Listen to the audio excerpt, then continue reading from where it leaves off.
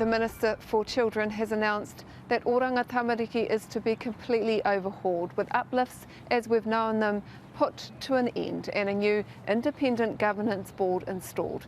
It comes after another damning review of the organisation. E kōrero au ki te mineta mo Oranga Tamariki kia Kelvin Davis.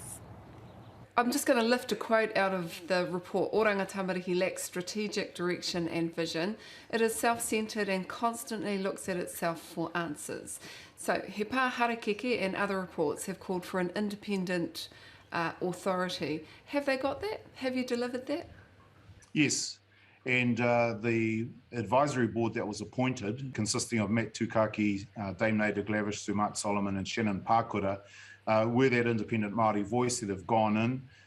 They'll oversee the changes from here. Is it an authority though? Is it a standalone independent authority like we talked about last time, like the Māori Health Authority?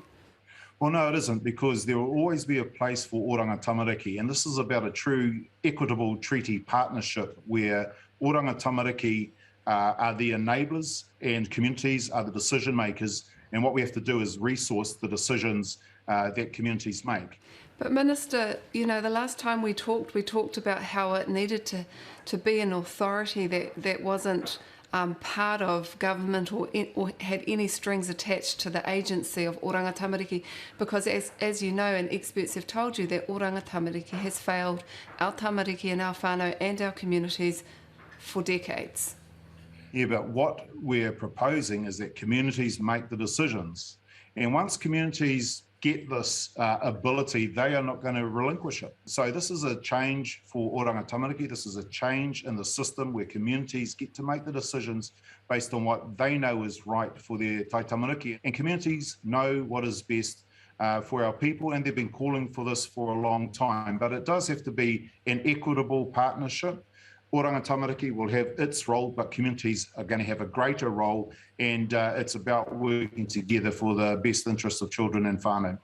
Okay, let's just walk through this, how this might work. So, for example, at the moment, what percentage of work has been handed over to the community, to iwi, to whānau, to whatever, not private companies, just the community? What percentage of Oranga Tamariki's work? Well, at this stage, very little. Like what? Less than 20%? Oh, you can't put percentage figures on it because each community is different and the needs of it. No, but they do. But you must know how much of Oranga Tamariki's work has been able to be devolved into the community. Is it less than 5%? I think that's a silly question, Mihi, because different communities have different needs.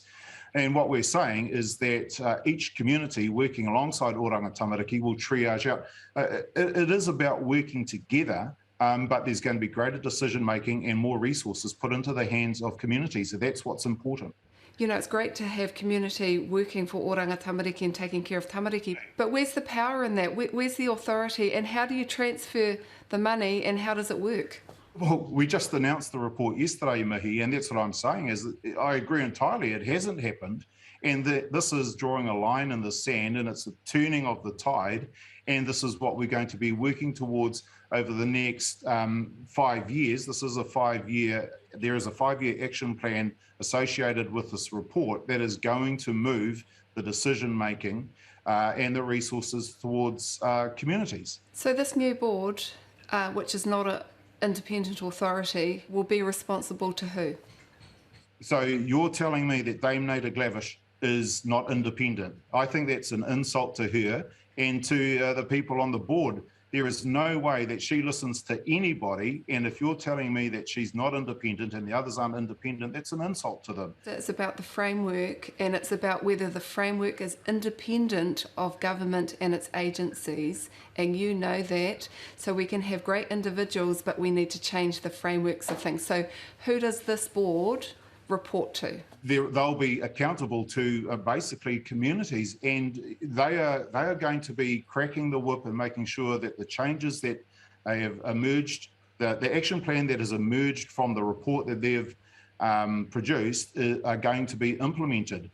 This is big change, Mihi. This is systemic change. So I'm just trying to establish the board does not report to the CE of Oranga Tamariki, or you as the minister, it reports to the community. Is that like a community board?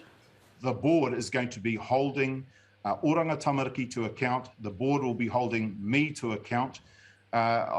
This is a board with 4 Māori members so far and 2 more on the way that will be holding Oranga Tamariki to account to make sure that the action plan that emerged from yesterday's report is going to be implemented over the next 5 years. So once again, you've said that again, Oranga Tamariki is going to manage these community organisations, and that's exactly what we've had. We've had Oranga Tamariki failing to engage and work with these Māori and community organisations. No, you're totally misinterpreting it. This is about communities making the decisions alongside Oranga Tamariki. This is a partnership. This is an equitable partnership, and it is about focusing on the needs of children and their whānau. But we've got to do it together. What changes have you brought to Section 78?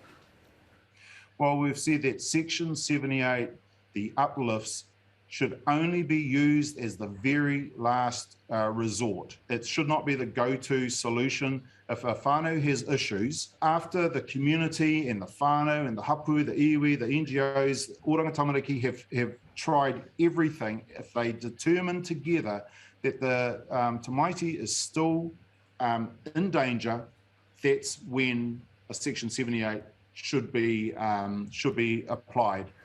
So what exactly has changed in Section 78? Wasn't that exactly what it was meant to be anyway, that it was the last resort? It's the very, very last resort, and you won't see uplifts done in the way they have been done in the past. We really want to reduce to nil the numbers of uplifts. Earlier this year you said that you wanted to phase out strip searching by the end of the year. Have you moved to do that? Yeah, moving to do that. We're also moving to close the care and protection residences. So are children still being strip searched? Not to my knowledge. So have you banned it? Well, we don't want strip searches. Yeah, well, have you made it illegal?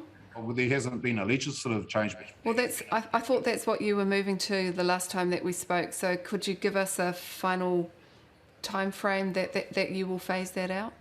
We just got to be really careful around this, but we don't want strip searches. We've seen in corrections that they're implementing new technology to use instead of strip searching. That's been very effective, and Oranga Tamariki will look at all the options too. Tēnā koe. Ngā mihi nui ki a koe koutou katoa. Kia ora.